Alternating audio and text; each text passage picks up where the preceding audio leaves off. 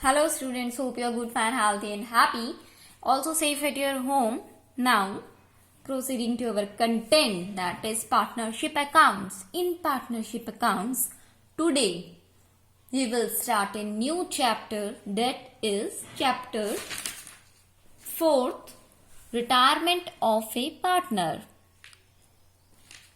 Now, till here what we have done in partnership accounts, we have studied all the basic concept in partnership account, how to calculate interest in drawings, interest on capital, now and goodwill, admission of partner. In admission of partner we have studied revaluation account, treatment of goodwill, solutions for reserves and many else things. We have studied a lot in partnership accounts. We have done numerical questions, we have done MCQs. Now we will start retirement and death of a partner. Now what happened in a partnership firm? Any partner may will to retire. कोई भी partner retire करने की इच्छा प्रकट कर सकता है या फिर कोई भी पार्टनर रिटायर हो सकता है और वॉलेंटरी रिटायरमेंट हो सकता है या फिर ड्यू टू एनी ऑफेंस और any act the partner might have to take the retirement.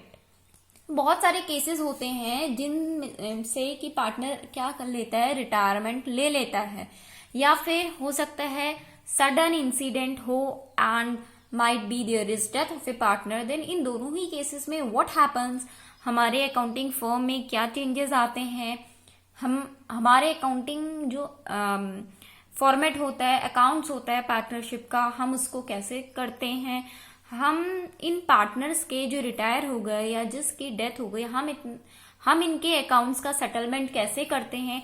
All these things what will we do, we will study in this chapter. Now proceeding,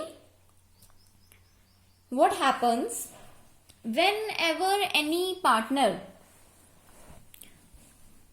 जब भी कोई partner क्या होता है, इफ एनी पार्टनर क्या होता है, रिटायर होता है फ्रॉम फर्म. वो रिटायर क्या हो सकता है, उसके क्या क्या रीजंस हो सकते हैं, ओल्ड एज, इलनेस और any offensive act and many else. ऐसे और भी हो सकते हैं. पार्टनर क्यों कैसे रिटायर हो सकते हैं, वो बीमार है, बूढ़ा हो गया है, उम्र पूरी हो गई उसकी, या फिर उसने कुछ ऐसा ऑफेंस कर दिया जिससे कि अब वो फर्म में कंटिन्यूएशन ना कर सके. ऐसा ऑफेंस यानी कि ऐसा कोई एक्ट कर दिया, ऐसा कोई काम कर दिया कि आप उसको अदर पार्टनर फर्म में कंटिन्यू करने ना दें या फिर उसके कंटिन्यू करने से फर्म की गुडविल इफेक्ट हो. इन रीजन से पार्टनर का एक तो विलिंगनेस रिटायरमेंट होता है जिससे कि वो म्यूचुअली रिटायरमेंट होता है यानी कि अपनी सहमति से होता है, दूसरा की पार्टनर्स की सहमति से उसको रिटायरमेंट लेना पड़ता है.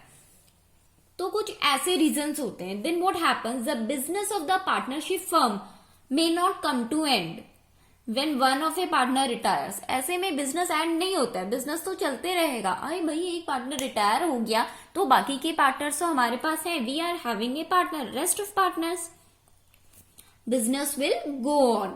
अदर पार्टनर्स में continue to run the business of the firm. तो क्या होगा उसमें, क्या होगा, एडजस्टमेंट्स होंगी ना. Adjustments take place in case of retirement of a partner. Likewise the case of admission of a partner.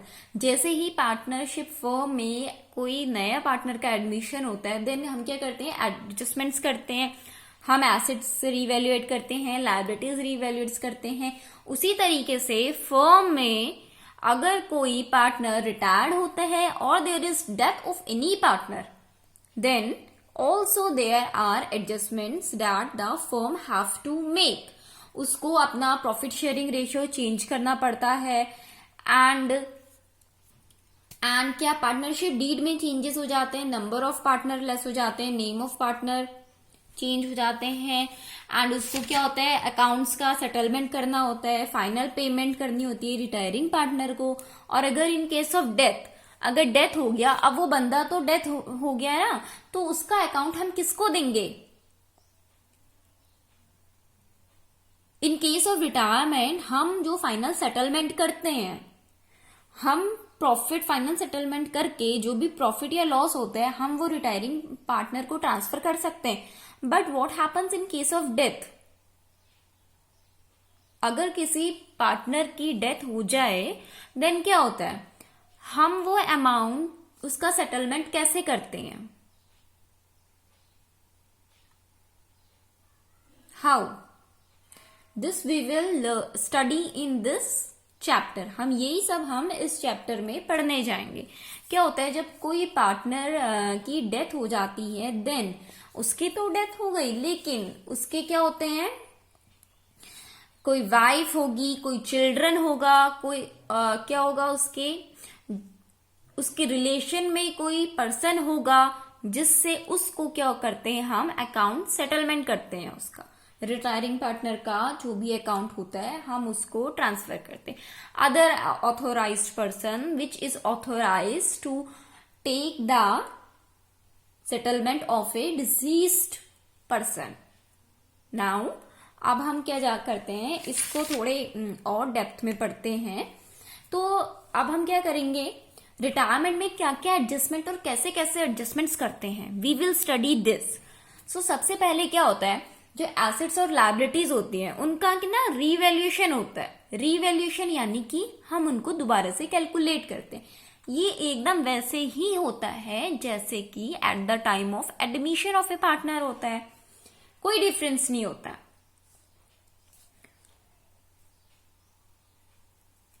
On retirement of a partner if there is revaluation profit, अगर profit होता है देन वो profit क्या होता है, partners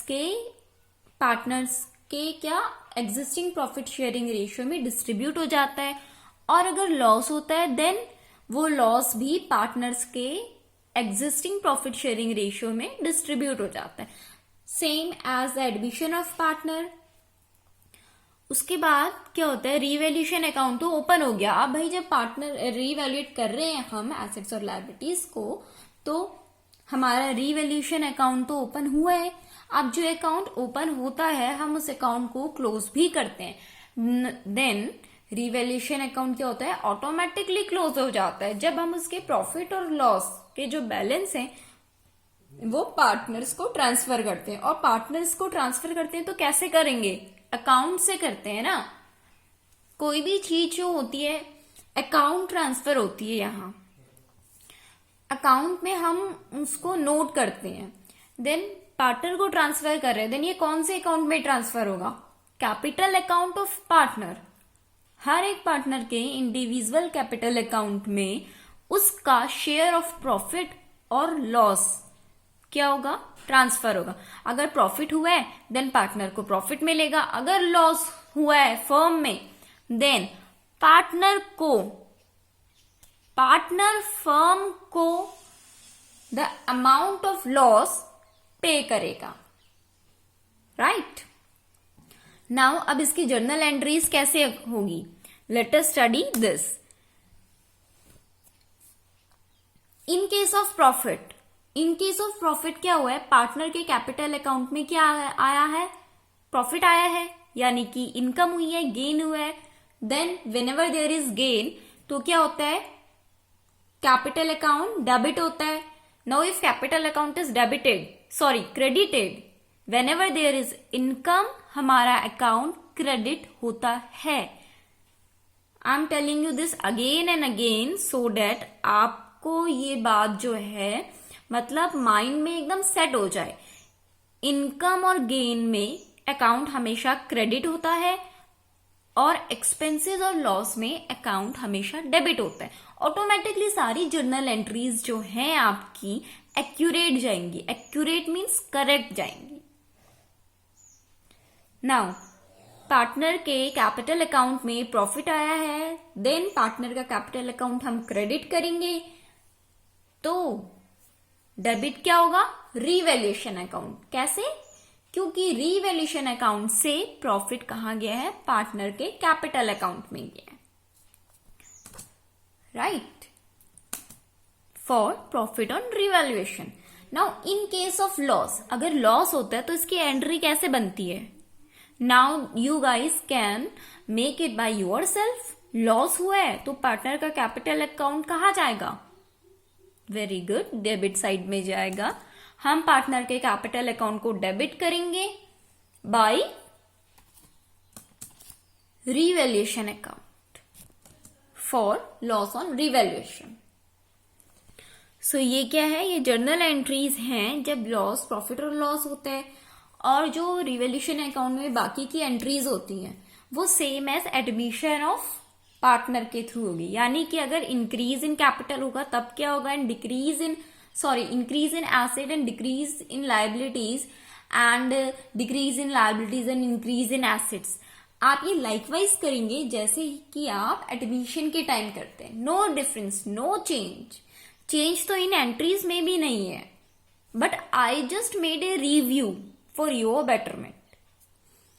अब हम reserves में जाते हैं। जब रिजर्व्स होते हैं ना, रिजर्व यानी कि फर्म अपने पास कुछ अमाउंट रिजर्व रखता है जो कि बाद में काम आता है, बाद में सेटलमेंट देने के काम आता है। रिजर्व जैसे कि हमारे बैंक अकाउंट में कुछ फिक्स डिपॉजिट्स, हम डिपॉजिट्स रख देते हैं ना आफ्टर यूज के लिए, वैसे ही फर्म के भी रिजर्व्स होते हैं।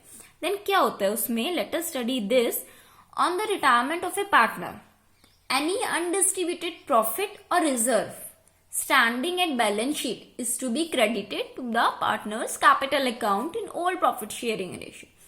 Likewise in admission के टाइम में भी हम जो भी अनडिस्ट्रीब्यूटेड रिजर्व होते हैं उसको क्या करते हैं? पार्टनर्स के कैपिटल अकाउंट में डिस्ट्रीब्यूट कर देते हैं। रिजर्व क्या है? प्रॉफिट